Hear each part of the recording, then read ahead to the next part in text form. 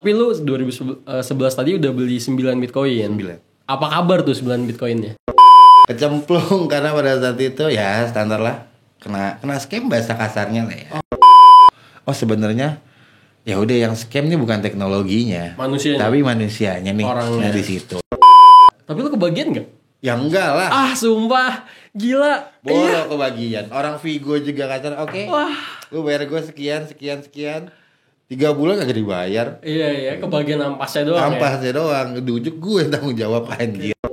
Sebenarnya yang bikin peraturan untuk di listing ini dari OJK-nya kah? Iya. Atau tetap dari CFX nih?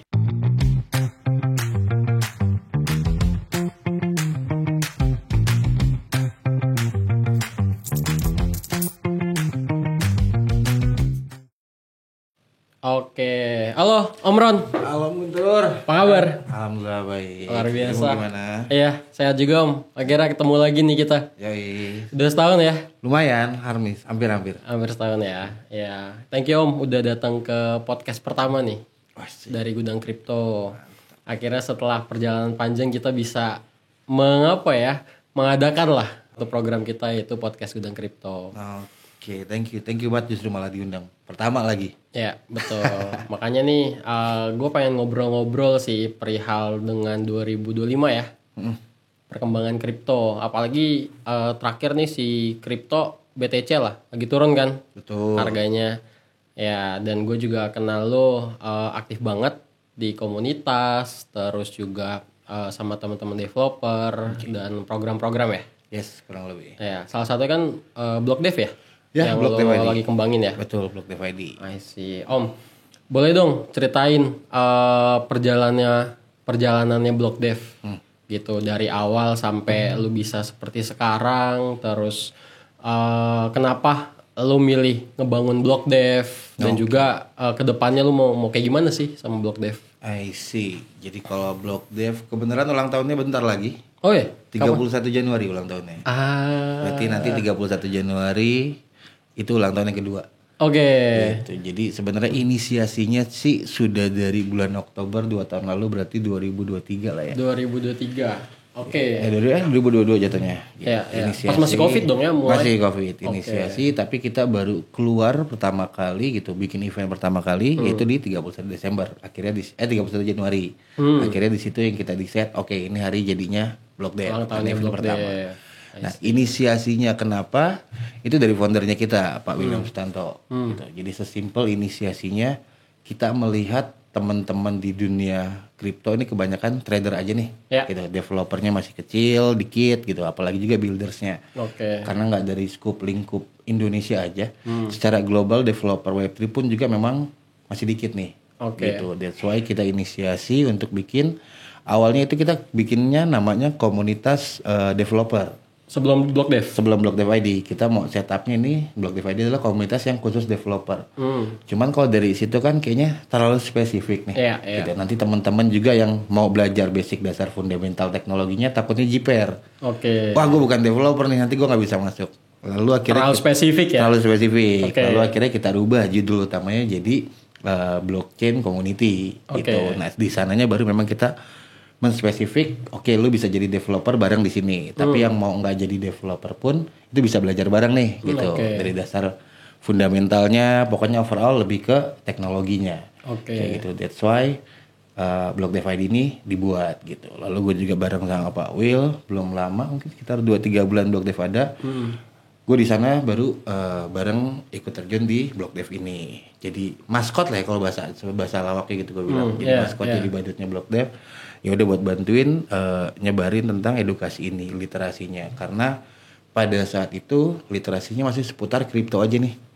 Gitu, teknologinya nggak ada. Gitu. Nah dari situ visi misinya sama, and then ya udah kita gas. Dan basicnya memang si BlockDev ini memang jatuhnya non profit. Gitu. Jadi memang benar-benar ya udah ayo. Toh ilmu bisa kita bagi bareng-bareng, kita punya visi misi yang sama, and then ya udah kita gas. Alhamdulillah sampai saat ini berarti improvementnya gitu, lumayan senang karena banyak dari teman-teman yang udah bisa dibilang kita creating developer baru yang basicnya bahkan non IT. Gitu. Non IT pun juga bisa jadi developer, ya udah memang kita ngajarinnya belajar barengnya itu ya udah dari nol Lu tanpa basic ID pun sebenarnya bisa. Dilatih dari dalam ya. Dilatih dari situ.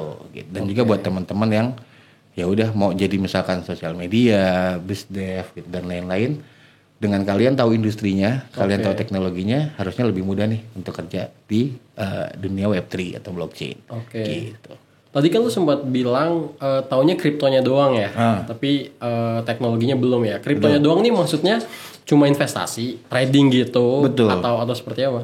I mean kalau in our opinion gitu ya, ketika kita belajar industrinya and then sampai menuju step untuk trading, paling nggak harusnya yang harus tahu itu fundamentalnya dulu, teknologinya dulu.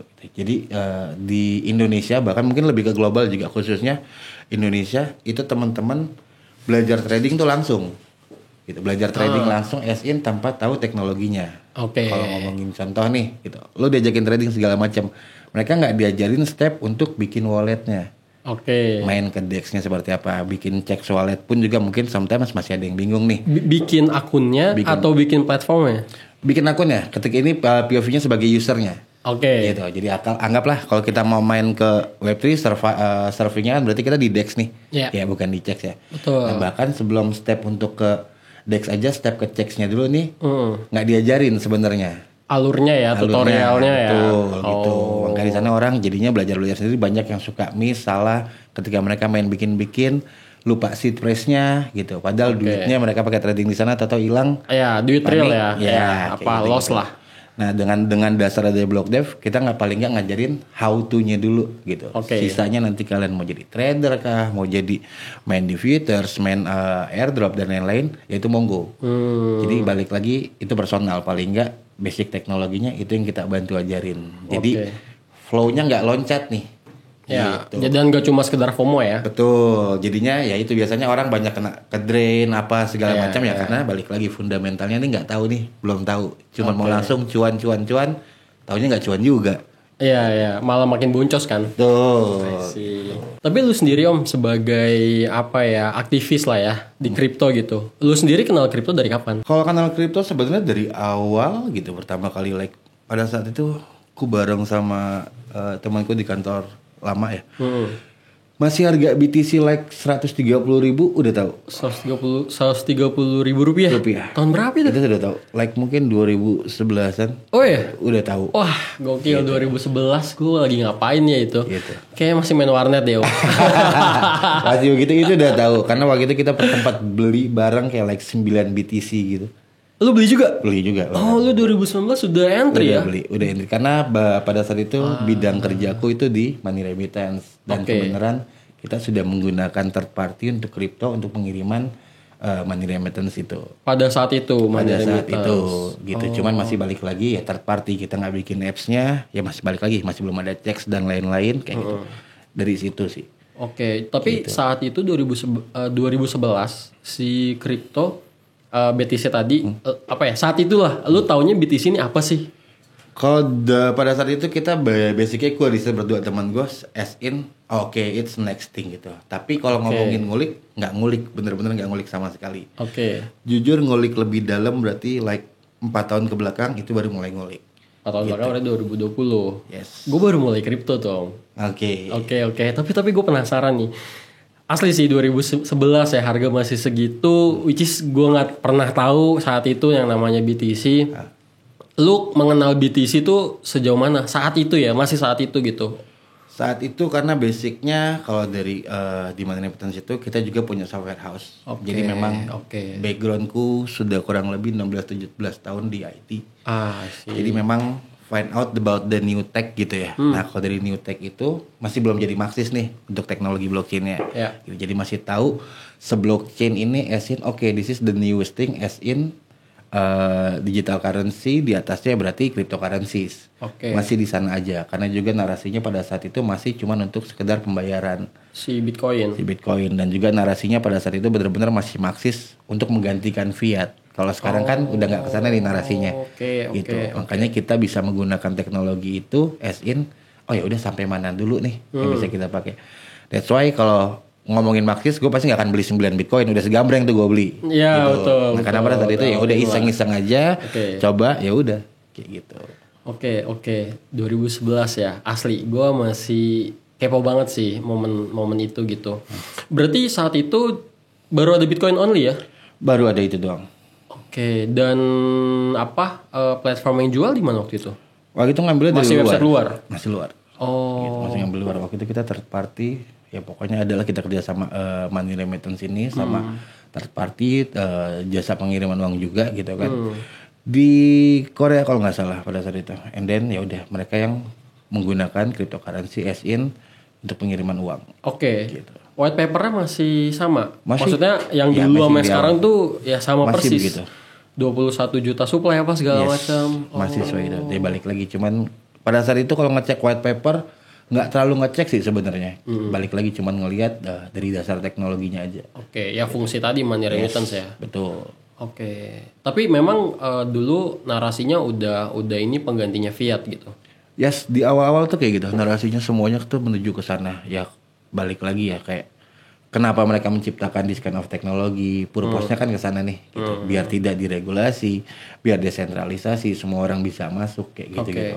Dan purpose utamanya kan di awal kayak gitu untuk menggantikan fiat gitu. Dan lu udah kenal fungsi blockchain ya waktu itu? Fungsi blockchain nah itu yang belum. Oh, iya. Kalau untuk dari teknologi how they running the consensus node dan lain-lain itu ya baru di 4 tahun kebelakang itu yang benar-benar oke, this is how this teknologi bekerja. Baru di situ. I see. Jadi benar-benar kayak oh ya udah ngeliat oke. Oke. Gitu aja. Dari situ pun jedanya berarti 2011 sampai akhirnya di 4 tahun kebelakang gitu. Ya udah benar-benar nggak ngulik sama sekali. Oke. Cuman cukup tahu aja. Oke. Tapi lu 2011 tadi udah beli 9 Bitcoin. 9. Apa kabar tuh 9 Bitcoinnya? Itu keluarnya cepet sih. Salahnya di situ. Ya balik lagi ya penyesalan. Keluarnya cepet, nggak ditahan-tahan. Harusnya ada pintu Doraemon nih. Harusnya. Lu balik lagi ke masa itu, lu ganti decisionnya ya, nggak lu jual ya. Keluarnya cepet juga kok nggak lama gitu. Karena balik lagi ya, we don't know dan gue juga nggak ngulik gitu. Kayak gitu. Waktu itu lu iseng banget beli 9 BTC. Berarti Iseng banget. berapa 9 kali 130 1 juta jutaan. something lah ya. Yes, gitu. Lu beli aja tuh iseng. Iya, ya itu karena ya dapat encourage dari temanku juga kan yang di materi itu. Beli aja lah gitu. Udah, akhirnya kita bercanda-bercanda dia udah beli. Ngejualnya gara-gara apa? Ngejualnya karena Nggak guna nih gitu misalkan. oke. Kalau ngejual lebih ke oh ya udah cuan nih udah oke. Lalu kita nggak ada balik lagi ya nggak ngulik segala macam. Ya udah we don't think. Oh ya udah cuan iseng gitu kan. Iya. Ya udah jual. Berarti itu sempat naik ya? Sempat. Berapa bulan? Setahun ada di hold? Di hold hampir setahun. Oke. Gitu. Intinya ya udah dapat cuan ya udah lepas gitu doang. Oke. Kalau ngomongin saya sayang banget anjir. Oke. Wah gila Lom. Udah jadi sultan kalau di hold. 9 biji. Kalau di hold sampai sekarang. Betul. Yang balik lagi. Ya kan gak ada yang tahu. Benar saya emang sih selalu begitu ya. Indeed. I see. Berarti waktu itu beli udah pakai wallet address juga. Udah ada namanya address, kontrak address apa segala macam. Udah bisa dicek di kalau sekarang kan Etherscan, Solscan apa segala macam. Enggak pakai broker? Oh. Enggak pakai gitu-gitu. Tapi udah online. Udah online. Tapi broker jatuhnya. Gitu enggak pakai wallet like sekarang enggak. Oh, berarti lu nggak bisa ngecek langsung pada saat itu ya? Cuma bisa ngecek lu punya balance aja. Yes, gitu ya percaya sama si brokernya aja kayak gitu. Tapi kalau zaman-zaman dulu kan pasti ya udah makanya that's why masih kayak hard wallet and whatsoever gitu kan karena belum ada kan. Iya. Pasti gitu. Menarik.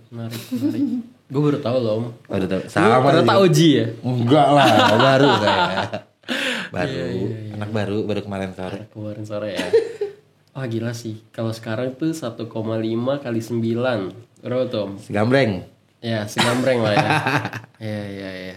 Udah nggak di sini lo kayaknya Om. Wah, tetap. Udah ini lo menikmati hidup. Nikmati hidup terus, jiwa masih Indonesia. Promosi. Oke, benar. Walaupun sebenarnya nggak suka-suka banget sih gue. I see. Berarti 2000 berapa tadi 11 ya lu jual, abis itu udah lepas sama sekali. Udah lepas. Nggak ada ngulik-ngulik nyentuh Bitcoin. Nope. Selupa itu. Iya, biarkan itu karena fokusnya ya udah lagi teknologi yang lainnya nih. Gitu. Berarti waktu itu apa ya?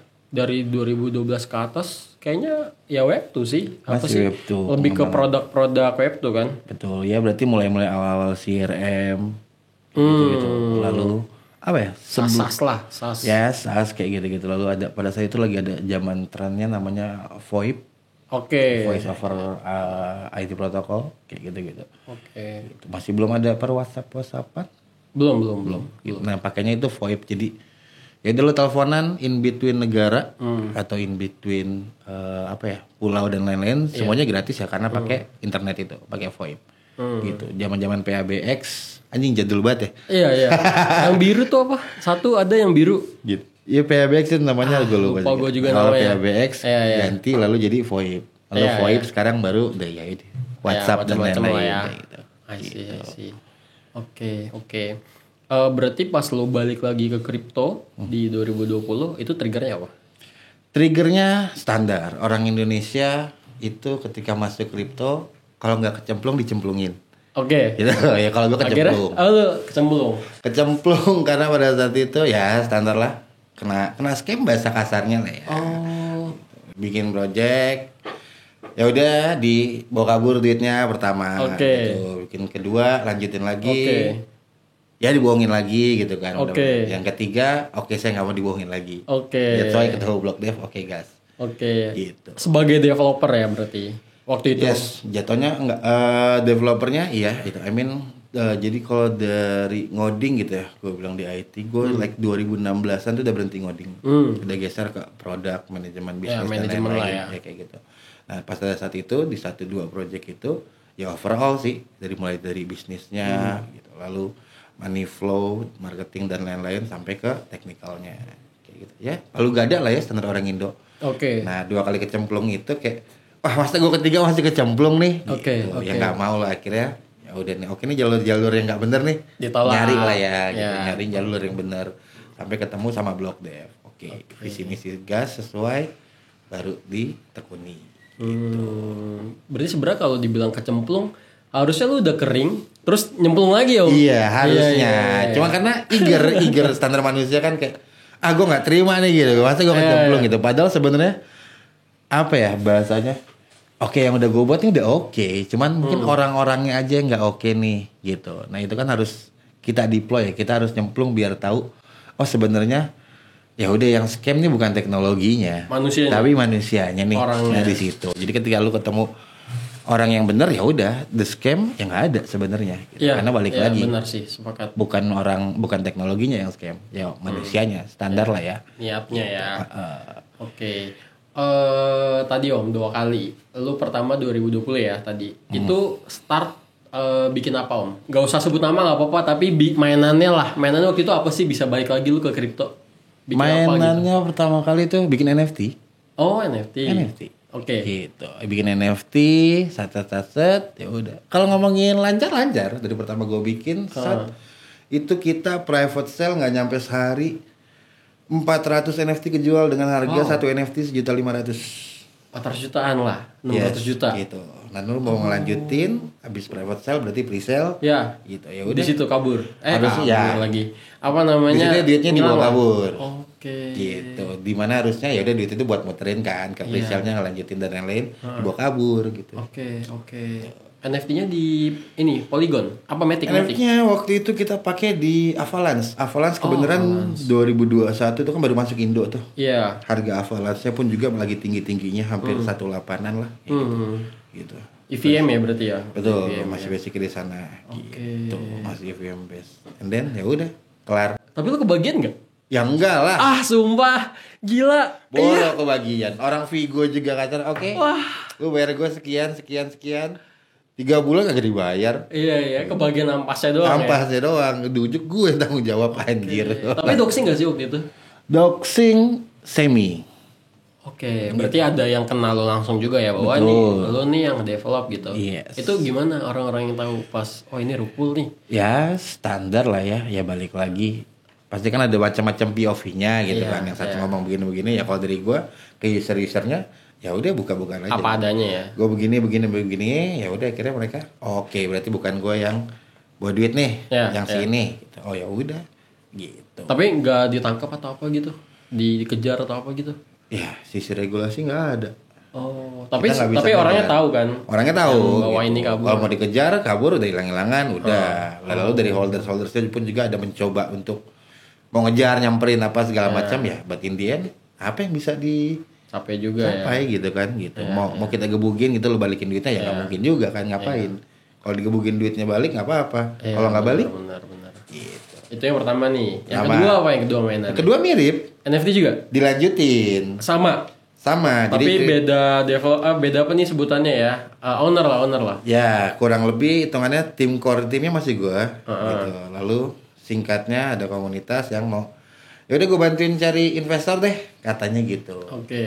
Oh ya udah, ya gue bilang ya kalau gue sih maunya jual putus nih gitu, gue sama timnya gitu. Ini aset semua gue kasih, saat lu jual putus suka-suka lu deh jalanin gitu. Terus nggak maunya being part, maunya gue lagi yang ngejalanin, gue bilang. Oke, tapi dealnya bukan gue nyari investor ya, ada yang cari. Gitu. Dia cari, dapat. Katanya dapat, mundur, ujung-ujung ternyata investornya pun juga scammer, kabur. Si investornya bukan dianya, tapi investornya. Bukan dianya. Oh, berarti jadi kebalik dong. Di yang gimana? Nah, jadi konteksnya nih gue tim nih. Lalu ada satu komunitas yang katanya mau nyari investor. Oh, komunitas. Gitu, ada komunitas. Nah, udah ketemu sama calon investornya dari komunitas. Ya udah, jadinya miss-nya di situ. Investornya miss gitu kan karena scam juga kan, nggak jadi ngasih duit investor dan lain-lain. Ya komunitasnya pun juga ya bingung.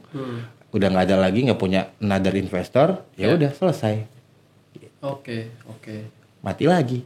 2 kali. Tapi NFT sama kan? NFT sama. Oh. Gitu. Jadi mencoba menjalankan ulang. Gitu ceritanya kayak gitu. Iya. Lu selain rugi waktu, tenaga dan mungkin citra, lu ada rugi apa lagi, Om? Rugi ya, expense pasti ada ya tipis-tipis kayak gitu.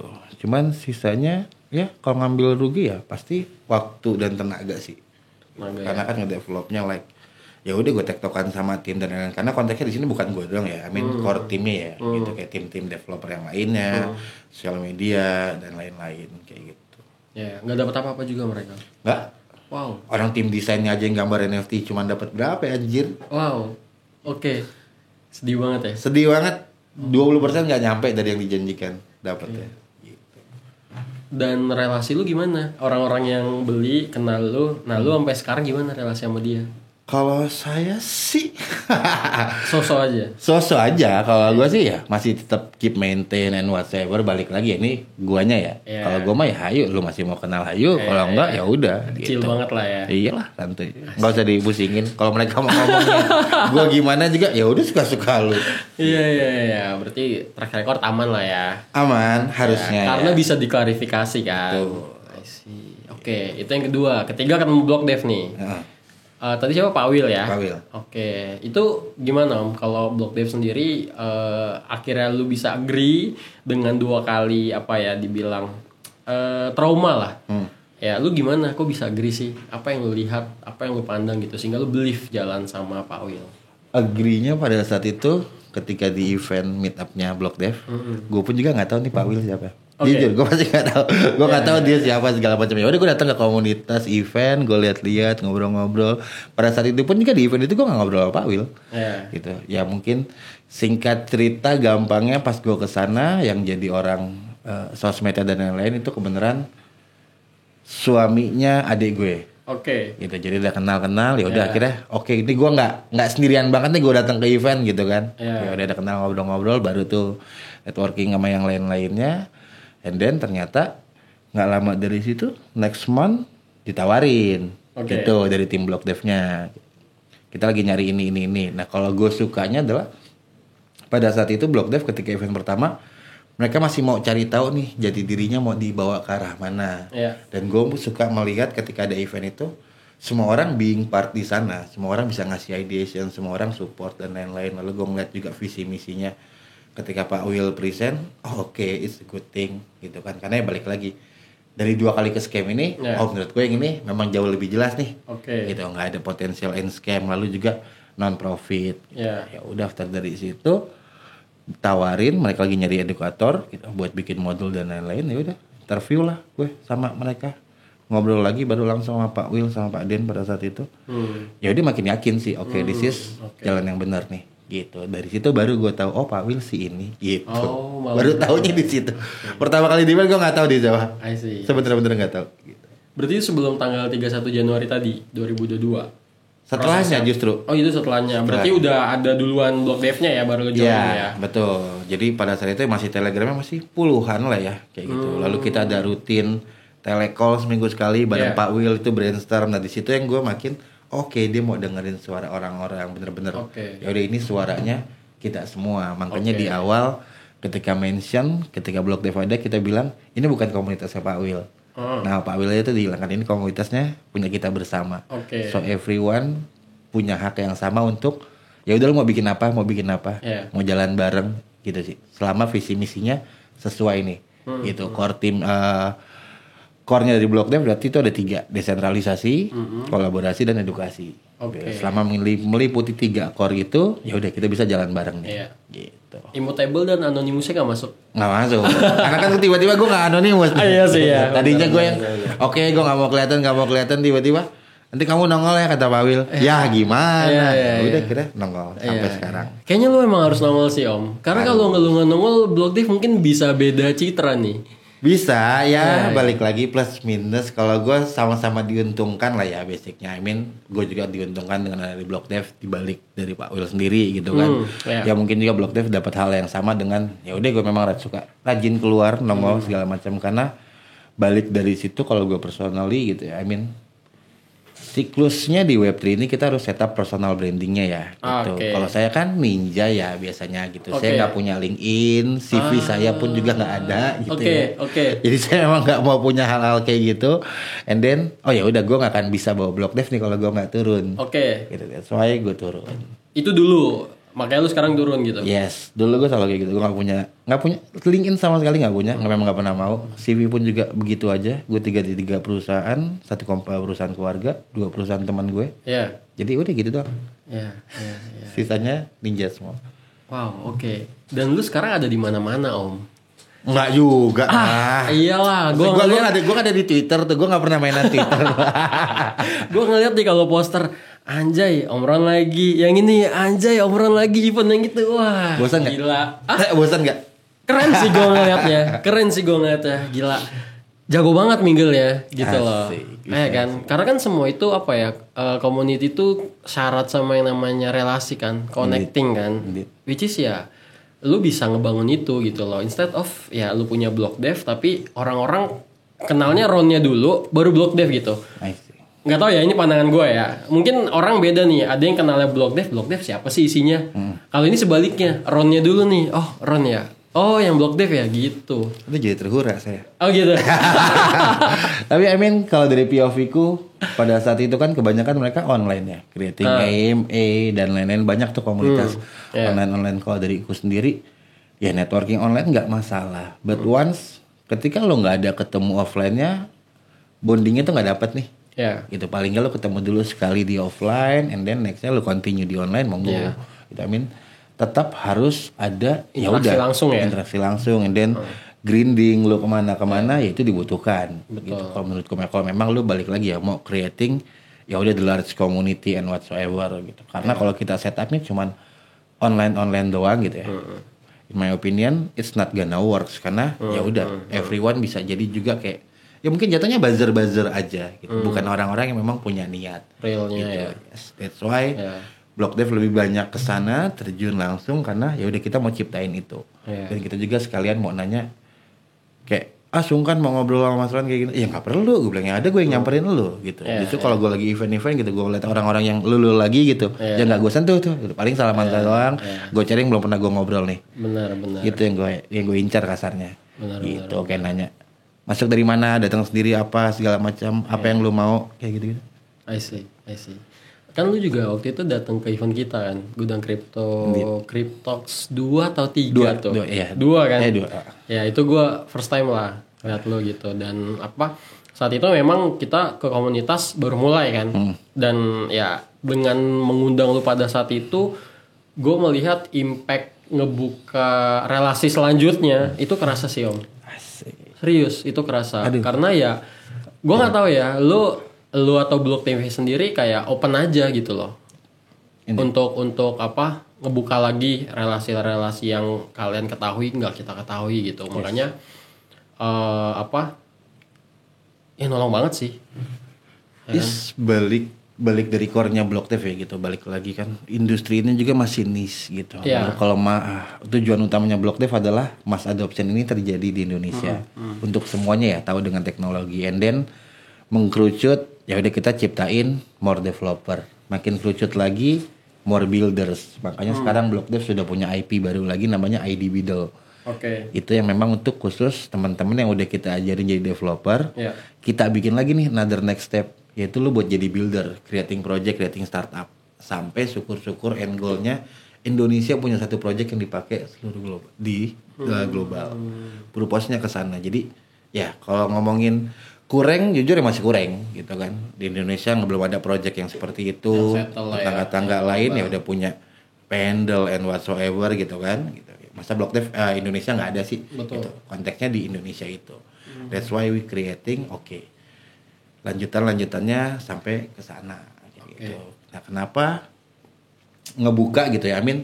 Basicnya ya balik lagi blockchain, desentralisasi, it's free for all. Makanya mereka setupnya open source. Lu mau copy paste GitHub-nya pun juga monggo gitu kan, dan lain-lain sebenarnya kan. Lalu permissionless karena ya udah ini kolamnya masih kecil nih gitu. Kalau kolam masih kecil kita rebutan, ya ngapain? Mendingan kita bareng-bareng bikin kolamnya makin gede. Once semuanya udah gede, udah terpenuhi, ya lu kalau mau jadi saing-saingan ya monggo. Gue bebasin kalau tugas gue ya. Di Block Dev, ya kalau kita akan tetap steady dengan seperti itu. Sisanya kalian project owner, ya monggo. Ya itu kan balik lagi ke user ya. Indie. Apa visinya ya? Betul. Berarti kalau dari sisi program ya, itu tadi ada apa aja sih? Kalau dari program Block Dev aktivasi kita punya online dan offline meetup. Gitu. Itu ada juga. Lalu kita ada kelas rutin, sudah OTW ini yang kedua kita bikin. Bootcamp?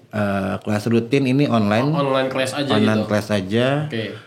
Ya kalau kemarin kita batch 1 itu bahas teknis how to jadi developer dari nol. Nah yang batch 2 ini yang malam ini sebenarnya sesi gitu. Pertamanya nanti jam 7 itu kita bahasnya di batch 2 non teknis semua. Itu open langsung join aja apa? Langsung join, regis cuman ngisi G-form, it's free gitu. Ya alhamdulillah masih gede antusiasnya. Berarti kalau dari yang regis batch 2 dan batch 1 dan batch 2 ini alhamdulillah udah 500-an yang regis. Sama batch 2 doang? Yes. Total? Batch 2 per batch. Berarti kayak batch 1 pertama total sampai terakhir itu 700-an. 700. Nah, kalau ini sekarang udah 500-an. Kayak gitu. Jadi ya udah itu online, lalu kita ada workshop atau bootcamp. Itu ada yang offline, ada yang online. Ini program kedua ya. Nah, ada programnya kayak gitu. Yang kalau gue mau spill berarti OTW, nanti kita akan ada workshop itu offline. 12 hari berturut-turut. Gitu. Itu di bulan Februari, bulan 4 atau 6 itu akan ada rencana lagi di karantina workshop lagi, tapi 2 bulan. 2 bulan lu kita karantina untuk ngoding and whatsoever. Itu lanjutan dari yang tadi, yang 12 hari? Beda. Beda. Terpisah lah ya. Ya beda protokol lah ya gitu. Itu hitungan tapi kurang lebih that kind of thing yang kita lakukan. Gitu. Lalu ada hackathon juga. Podcast kita juga punya undang-undang dan yang lain. Sisanya ya edukasi gas terus, event-event kecil, bahkan kayak terakhir kita bikin sama Hackquest itu Hacker House seharian doang ngoding kayak gitu. Lalu juga ada sama Movement Labs itu intro ngoding kayak how to bikin smart contract atau how to bikin NFT di protokol tersebut. Kayak gitu-gitu sih paling. Ya, rame juga lah. All the things tentang ke Web3-nya ya. Betul, ke teknologinya. Blockchain di luar dari trading atau investmentnya malah. Yes, kalau sempat ada narasi yang Block Dev membenci para trader, enggak juga. Kenapa kok bisa ada tagline gitu? Karena kan kita nggak ngebahas itu. Terus apa hubungannya yang membenci trader? Ya karena kayak ya udah karena nggak pernah ngebahas gitu. Lalu ya udah lu developer mainnya sendiri nih, padahal enggak. Nah narasinya kenapa kalau kita fight backnya nggak membenci kok, karena itu kan personal nih. Gitu. Kita juga tidak membenci komunitas-komunitas trading atau apa, bahkan sering juga kan kita jalan bareng. Ya kayak exchange aja kan kita sering bikin event bareng, which is di exchange kan pasti trading nih. Kasarnya kan kayak gitu. Kita nggak membenci, cuman memang kita hanya tidak membahas itu. Jadi di dalam grupnya tuh memang kita bikin clear kalau ada orang mau share event sebenarnya it's free selama edukasi. Gitu. Tapi ketika event-eventnya lu AMA ngomongin trading kah atau trabar segala macam, ya tolong jangan di-share karena kita mau clearnya ini bahasnya adalah ya udah seputar teknologinya bukan tradingnya. Oke. Karena kalau nanti lu jadi trader kah, developer kah atau airdropper gitu ya, pemulung dan lain-lain, ya udah itu kan personal lu. Iya, Ya, yang kita ajarkan di sini kita belajar bareng adalah teknologinya. Dari situ sih sebenarnya narasinya. Tapi ya udah aman, udah pada dimengerti. Balik lagi keluar karena orang belum tahu. Iya, Makanya ada narasi gitu. udah dikomunikasikan lah ya niatnya. Indeed. I see. Oke Om. Nah kan lu melihat nih dari 2021 ya? Yes, 2021 komunitas makin kesini bertambah gitu ya. Menurut lu faktor apa sih yang bikin komunitas tuh kok bisa growth-nya? Menurut gue sih cepet ya. Ya bisa secepat itu. Kalau Web3 kan memang identiknya hidupnya ya gitu, pasti dengan komunitas gitu. Cuman ini kebagi lagi nih kalau dari pendapatku ya gitu. Dari komunitas ada yang memang komunitas ya udah bener-bener creating something, ada impactnya. Ada yang memang memanfaatkan ya udah untuk gaining profit for themselves. Kayak gitu. Nah, itu pun juga harus dipilih-pilih nih gitu. Makanya gue juga kalau ketemu teman-teman yang pada baru masuk belajar, gue bilang, "Oh ya udah semoga kalian masuk ke jalur yang benar." Jalur yang benar adalah masuk blog dev. Jualannya kan kayak gitu. Tetap ada ya. Tetap ada. Punchline-nya. Jalur yang benar adalah masuk blog dev karena ketika kalian masuk jalur ke komunitas yang nggak benar, standar-standarnya pasti ya udah bahasanya pun juga nggak benar. Lalu kalian cuman masuk jadi exit liquidity-nya orang gitu, disuruh pam-pam doang segala macam. Lalu ada yang berbayar-bayar. Tapi doesn't mean yang berbayar itu nggak baik semuanya ya. Oh gitu. Tetap ada yang baik. Contoh kayak partner kita nih gitu kan, kalau gue mau sebut Pelita Bangsa Academy, dia bikin bootcamp berbayar. Oh itu jelas. Lu belajar jadi developer and then lu di mentoring. Tapi kan maksudku yang berbayar yang nggak jelas ini kayak joinnya harus bayar, lalu lu harus disuruh trading apa segala macam ngikutin dia, and then cuannya nggak dapet. Yang kayak gitu itu masih banyak yang nakal-nakal tuh. Gitu. Banyak dan apa ya, sulit dikontrol sih. Nggak bisa kita kontrol. Malah nggak bisa dikontrol ya, betul. karena kan itu ya apa ya, diajak syukur nggak diajak ya udah, tapi ada aja yang mau gitu kan. Betul. Dengan hasrat iming-iming cuan. Ya, nah maksudku makanya sebenarnya ya kalau mau ngomongin cuan realistis, semua orang butuh cuan. Betul. Cuman caranya mbok ya udah yang lurus gitu loh, yang bener yang sesuai. Kayak ya udah lu ngajarin pun sekalipun itu bayar ya nggak masalah selama lu ngajarinnya bener nih. Gitu. Tapi ketika lu ngajarinnya oke udah berbayar tapi jadinya mereka cuma jadi exit liquidity dulu, ya kan jatuhnya nggak bener nih. Gitu. Jadi hopingnya ya udah balik lagi kita nggak bisa kontrol, nggak bisa disebutin juga gitu which kind of community. Ya balik lagi masing-masing ke personalnya. Karena sebenarnya menurutku juga ketika adanya blockchain gitu ya, desentralisasi permissionless, ini kita mengembalikan lu orang baik apa orang jahat.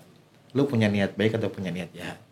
Karena dengan transparansi ini, kalau lu punya niat baik ya udah track record lu baik. Tapi ketika lu punya niat jahat, transparansinya ada, ya udah semua orang akan tahu lu jahat. Gitu. Jadi ya udah tinggal pilih aja. Kalau simple, nggak mau soal agamais sih ya, tapi kan gue nggak terlalu beragama juga saya. Ya kita dari lahir ya udah masih suci bahasa kasarnya. It's you zero things, nggak tahu baik akan jadi baik atau jahat. Itu kan pilihan. Sama dengan itu ketika dalam dunia teknologi blockchain, lu dibalikin, lu mau jadi orang yang baik atau mau jadi orang yang jahat. Gitu. Dan memang blockchain lu mau jadi orang jahat sekalian tuh kayak terfasilitasi sih malah. Terfasilitasi justru, tapi ya balik lagi, semua orang bisa tahu, semua orang bisa lihat. Betul. Karena dari sisi transparansinya itu. I see. Gitu. Oke. Tapi ya nih Om, lu sendiri as person, lu trading gak sih? Enggak. Serius? Nggak bisa. Wah parah lu. Nggak punya waktu. Wah. So sibuk saya. Bukan orang kripto lu, nggak trading lu. Kalau belanja invest, iya. Kalau trading tipis-tipis. Oh invest ya. Tetap masuk kripto tapi stylenya aja ya. Stylenya aja gitu. Airdrop juga gue masih main kok. Oh. Gitu. Airdrop masih main ya tipis-tipis. Balik lagi yang tidak menyita waktu banyak nih. Gitu. Karena pengen gue juga kalau ngeliatin teman-teman gue pada trading meme gitu kan. Wah kali-kali berapa segala macam. Gue merasa tapi jalan ninja gue bukan di sini nih. Gitu. Karena pernah coba ikut-ikut lah amsyong gue bilang gitu. Jadi ya udah jalan ninjanya memang beda gitu. Kalau pengen banget gitu. Cuman ya udah harus milih. Nggak bisa gitu dan harus dipilih, nggak bisa semuanya gue ambil kan. Betul. Gitu. Jadi ya dia udah oke, jalur gue yang di sini. Lalu ya jalur teman-teman yang memang gainingnya dari trading meme, ya monggo, dari Twitter, monggo, ya udah masing-masing aja sih. Makanya tadi gue bilang ketika kita mengedukasi, semuanya itu ya personal. Betul. Lu mau ngambil jalur yang mana? Gitu ya. Kalau gue cuma invest tipis-tipis gitu, trading. Ya udah, kalau lagi dapat info alpha yang benar-benar dari orang-orang yang gue kenal, oh ya udah masuk. Jadi tapi tetap masuk, ya udah gue biarin. Jadi ketika nih masuk, nanti tariknya gini, ya udah gue cuma nunggu komen doang, gue nggak mantau nih. Gitu. Kalau gue disuruh mantau, nggak bisa. Nggak bisa ya. Lu jangan-jangan tipis-tipis sebenarnya punya 20 BTC lagi. Aduh, jangan. bahaya. Nggak boleh. Oke, I see. Menarik nih Om. Sekarang kan 2025 nih. Kita kemarin dapat apa namanya sih? ATH baru lah. Yes. Karena Trump menang ya. Nah, 2025 nih kan berapa? Sekarang tanggal berapa sih? Pokoknya kurang dari seminggu lah. Trump bakalan dilantik gitu. Itu secara berita global ya. Sedangkan di Indonesia sendiri nih, seru juga nih Om. Menarik bahwa nih. ada pergeseran. Ya kan, yang dari sebelumnya Bapepti ke OJK. Yes. Nah, lu kan juga udah lama nih. Dan gue believe lu juga ngikutin lah tentang regulasi di Indonesia ya. Pandangan lu gimana tentang OJK nih? Pergeseran Bapepti ke OJK. Menarik dan jurang. Kenapa jurang? Ada apa dengan jurang? Nanti timbulnya aspirasi dari para penggiat Web3. Oke, justru sebenarnya ini wadah kita untuk berekspresi nggak sih? Harusnya gitu kan? Aman berarti ya? Aman. Nanti masih bisa diedit. Kalau harapan standar pelaku gitu as in, ya udah harapannya harusnya lebih baik gitu ya ketika dari Bapepti pindah ke OJK. Balik lagi tanpa mau menjelekan gitu atau menjatuhkan salah satu instansinya in between them. Ya dari pertama ketika udah ada bursa lalu di Bapepti bisa dibilang nih masih kurang nih gitu regulasinya dan lain-lain. Lalu pindah ke OJK harapannya lebih oke nih gitu dengan pertama kali first tweetnya mereka kan kemarin. Oh udah bahasnya edukasi nih. Gitu, it's a good thing. And then lihat komen-komennya, lalu ngelihat kejadian kemarin gitu kan yang tiba-tiba ada harus di list dan lain-lain gitu ya teman-teman. Lah kok lawak gitu. Lawaknya as in ya balik lagi ya POV-nya. POV kita kan user ya ini ketika TVL-nya banyak orang melakukan token transaksi dan lain-lain ada di checks lokal gitu ya. Dimana kan kalau kita langsung ke checks luar nggak boleh nih kan dimarahin katanya harus pakai checks lokal. Tapi ketika mau pakai checks lokal token-token yang banyak valuasinya gitu kan banyak volumenya per harinya lo kok dihilangin gitu. Terus like ya gimana gitu gimana orang nggak kabur kan jadi bisnya tuh gitu. Nah ini pun juga sebenarnya masih unknown like sebenarnya yang bikin peraturan untuk di listing ini dari OJK-nya kah? Atau tetap dari CFX nih, di bursa, gitu. Nah dari situ sebenarnya banyak makanya kemarin lihat Lee juga, ya udah teman-teman dari CX gitu kan, teman-teman dari user kayak ya gimana mau maju bahasa kasarnya sih kayak gitu. Tapi yang dari gue tahu pun kalau expertise-nya gitu ya, teman-teman di OJK harusnya teman-teman di OJK jauh lebih punya expertise about this kind of technology. Gitu karena gue juga pun tahu sejarahnya ketika pertama kali OJK ada itu orang-orangnya dari mana-mana juga ya bahkan sempat gue ditawarin masuk PI, gue titip salam aja sih. Gitu. Saya nggak suka dengan berpolitikan. I see. Emang itu jadi hot news lah di X ya, di Twitter gitu. Karena dengan adanya delisting itu sebenarnya yang jadi pertanyaan adalah pertimbangan atau cara menilainya gitu loh. Itu yang apa ya nggak kelihatan apalagi kan kalau udah teman-teman yang apa ya kasarnya punya barangnya nge-hold gitu tiba-tiba di delisting. Itu kayak kita punya duit gimana nih ngeluarinnya kayak disita gitu loh. Betul. Bentuknya adalah lucunya yang aku juga ngobrol sama teman-teman exchange ketika disuruh perintah di listing gitu. Mereka cuma dikasih waktu sehari. Lu nggak mikirin usernya Esin. Ya gimana dia mindahin. Anggap ketika udah di listing ini blockchain. Ketika udah di listing dan lain-lain ada di wallet lu, bukannya hilang ya duit orang. Gitu. Nah, lu mau tanggung jawab nih duit orang yang pada belum mindahin atau belum nge-swap. Kasar kayak gitu. Sama dengan bursa. Bursa ya balik lagi. Setelah kita tahu kustodian semua exchange 70% duitnya harus ditaruh di kustodian. Iya. Setelah ditaruh kustodian, berarti tanggung jawabnya duitnya user ada di kustodian dong. Iya. Harusnya Iya. secara logik. Tapi kustodian tidak bertanggung jawab untuk itu. Oke. Gimana? Oh, oke. Jadi kalau contoh nih exchange kehack, Ya. yang tanggung jawabnya sebelum ada kustodian harusnya exchange Iya. 100%. Betul. Lalu ketika mereka duit itu 70% udah ditaruh di kustodian, Betul. exchange-nya yang kehack, berarti mereka minta dong ke kustodian. Iya. Bisa nggak tuh? Gue belum nemu sih poinnya. Oh, belum Dan- ada jawabannya ya. Dan tambah lagi kalau kustodiannya yang kehack, yang tanggung jawab siapa? Apa kabar tuh tanggung jawabnya ya? Oke. Itu pertanyaannya. Menarik Masih sih. blunder. Menarik sih. Gitu. Menarik sih. Gue mau sebut itu. Takut salah gue, nggak boleh ya. Gue bilang Iya, jurangnya iya. tuh di situ balik lagi ya. Ah, Karena semuanya, kita bukan opinion ya. Semuanya juga ya udah kayak kemarin Bapak Peti OJK juga sudah mengeluarkan POJK-nya kan. Ya we really do baca itu. Oke. Gitu. Kita membaca itu lalu ya kita menemukan poin-poin. Lalu ini siapa? Oke. Gitu.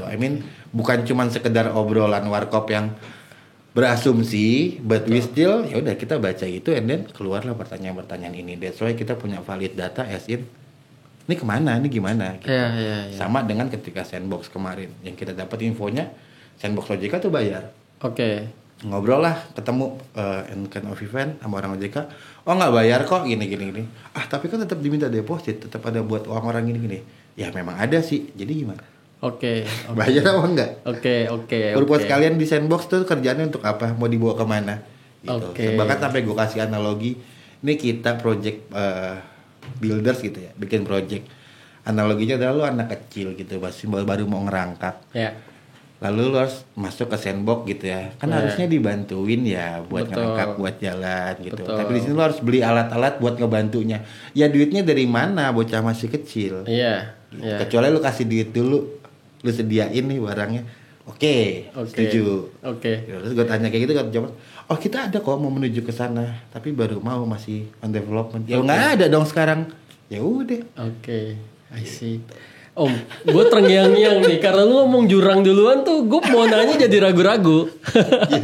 Oke, kita apa namanya titik dulu deh di poin itu ya. Tapi apapun itu yang sekarang lagi terjadi, gonjang-ganjingnya ya kita perlu positif lah bahwa regulasi ada pastinya untuk bisa memfasilitasi ya. Betul.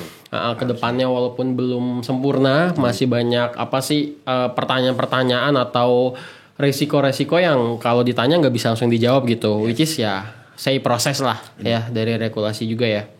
Oke Om mengingat dengan durasi nih, Siap. baik lagi tadi ke Block Dev.